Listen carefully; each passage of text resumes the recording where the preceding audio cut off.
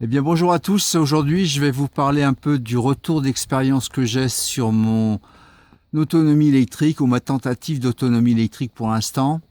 Donc, ça fait maintenant depuis le 15 février que mon installation est en fonctionnement. Donc, l'installation correspondait au panneau solaire et à la petite turbine hydroélectrique avec l'onduleur et la batterie, donc lithium-ion. Le 15 février, donc, j'ai raccordé tout l'équipement et j'ai noté à ce moment-là quel était mon index sur le compteur électrique de façon à voir quelle était la partie d'électricité Enedis que j'utilisais dans mon fonctionnement normal. Donc j'ai commencé à faire le relevé le 17 février 2019 et quand j'ai noté le premier relevé d'index, le 17 février 2019, en heure pleine, j'étais à 5351 kWh et en heure creuse, 9470. Là, nous sommes à peu près le 13 juillet 2019, donc ça fait 6 mois. Et la consommation en heure pleine est de 5392 et en heure creuse de 5900 kWh. Donc je vais faire le calcul et vous dire combien de kilowattheures j'ai tiré sur le réseau Enedis depuis cette date. J'ai donc consommé à peu près depuis le 15 février 71 kWh de chez Enedis. Alors pourquoi ? Tout simplement parce que j'ai limité le courant de décharge maximum de ma batterie à 50 ampères, ce qui correspond que chaque cellule à ce moment-là délivre un courant de 1,25 ampères. Ça protège mes cellules d'une décharge trop rapide et ça va augmenter leur durée de vie. Et donc de ce fait, comme souvent le soir, je fais tourner le four électrique ou d'autres appareils assez puissants, à ce moment-là, la capacité de la batterie peut produire maximum 2500 watts et que comme le four peut consommer plus que 2500 watts et comme j'ai aussi une consommation, un bruit de fond à la maison qui est constamment de, on va dire 2, 3, 400 watts qui sont dus à la télévision, à la box internet ou au frigo quand il se démarre, à ce moment-là, donc quand j'ai besoin d'un peu plus de puissance, je tire sur le réseau Enedis. C'est pour ça que j'ai décidé donc de refaire une autre batterie beaucoup plus puissante avec des cellules neuves. Donc cette fois, je vais utiliser des cellules Samsung ICR 18650 35E. Donc ce sont des cellules de 3400 mAh. J'aurai une capacité de batterie de 276 ampères-heure, ce qui là est beaucoup plus important, ce qui fera une puissance de stockage de 14,5 kWh. J'ai aussi un très très gros consommateur électrique, c'est le ballon d'eau chaude. Alors le ballon d'eau chaude est un ballon mixte, il peut produire de l'eau chaude grâce aux panneaux de captage qui sont sur le toit. Mais ça fonctionne de début mai à début novembre.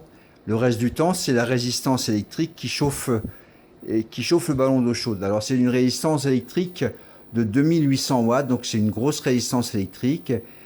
Et il faut donc gérer ça au tip-top de façon à pouvoir au maximum chauffer l'eau grâce aux panneaux photovoltaïques. Alors, il m'est arrivé 2 ou 3 fois dans l'hiver de ne pas avoir d'eau chaude le soir en rentrant du boulot. Ça, c'était un petit peu emmerdant. C'est pour ça que depuis, j'ai réalisé un petit automate qui me permet de me servir de l'électricité que je devais réinjecter, de commander un gradateur de puissance pour pouvoir alimenter le ballon d'eau chaude. Je pense que je vous ferai une vidéo bien spéciale sur ce sujet dans les semaines ou les mois qui viennent. En gros, c'est l'onduleur qui donne l'ordre au gradateur d'alimenter le ballon d'eau chaude en fonction de la puissance qui est réinjectée ou qui devait être réinjectée dans le réseau Enedis à ce moment-là. Le bruit que vous entendez en arrière-plan, le bruit de soufflerie, c'est le ventilateur de l'onduleur. Là, étant donné que les panneaux produisent presque à fond, je suis à peu près à 1600 watts de production et que je ne consomme pas cette électricité, elle est réinjectée dans le réseau Enedis et donc ça refroidit les entrées MPPT de l'onduleur. Donc là, on peut constater assez facilement, avec ce petit logiciel de gestion du monitoring de l'onduleur, l'évolution de la production au fur et à mesure de la journée. À 8 heures le matin, ce matin par exemple, à 8 heures, les panneaux ont produit 320 watts-heure entre 8 et 9 heures. Et puis de 9 à 10, près de 800 watts-heure. De 10 à 11, 1200 watts. Pour arriver à peu près entre 14 et 15 heures au pic de production de la journée, qui est donc là de 1968 watts-heure. D'où l'importance d'utiliser la puissance quand elle est disponible. Donc depuis le 1er juin à peu près, je ne produis plus rien en électricité avec la turbine. J'ai plus assez d'eau dans le ruisseau. Donc toute la production actuelle que j'ai est due aux panneaux solaires. Donc j'ai une production à peu près au minimum par jour qui a été de 8 kW le 9 juillet et au maximum de 15,8 kWh le 10 août. Comme on peut le voir, c'est une production assez importante. C'est plus que je consomme dans la journée. Et donc j'ai une grosse partie de cette production qui repart en injection dans le réseau Enedis. Depuis le 15 février, donc j'ai eu une production totale de 1045 kWh, ce qui est beaucoup, ce qui est très très bien même. Le problème, c'est que quand vous n'êtes pas là dans la journée, c'est difficile de s'en servir directement de cette production de panneaux solaires. C'est pour ça que j'ai trouvé la petite combine, c'est assez facile. Moi, j'ai une machine à laver et un sèche-linge, par exemple, qui peuvent être lancés, ce qu'on appelle en départ différé. Donc, je charge la machine le matin avant de partir au boulot. Je lui demande de démarrer à midi. Et à midi, quand il fait plein soleil et que les panneaux produisent au maximum, la machine démarre et la machine à laver fonctionne. Et c'est pareil pour le sèche-linge, départ différé. Et bien sûr, je ne me sers pas du sèche-linge et de la machine à laver en même temps, ni le même jour. Je fais la lessive par exemple le lundi et je fais sécher le linge le mardi. Depuis plusieurs mois, on entend beaucoup parler dans le monde de l'autonomie électrique de la batterie Pilantec US 2000. C'est une batterie asiatique en technologie lithium fer phosphate. Cette batterie, qui est donnée par le constructeur pour une capacité de 2,2 kW, est faite pour être utilisée seule ou en stackage de plusieurs éléments. Elle a une tension nominale de 48 volts, une capacité de 50 ampères-heure et peut débiter pendant moins d'une minute une puissance maximum de 5 kW. Son prix est encore pour le moment relativement élevé.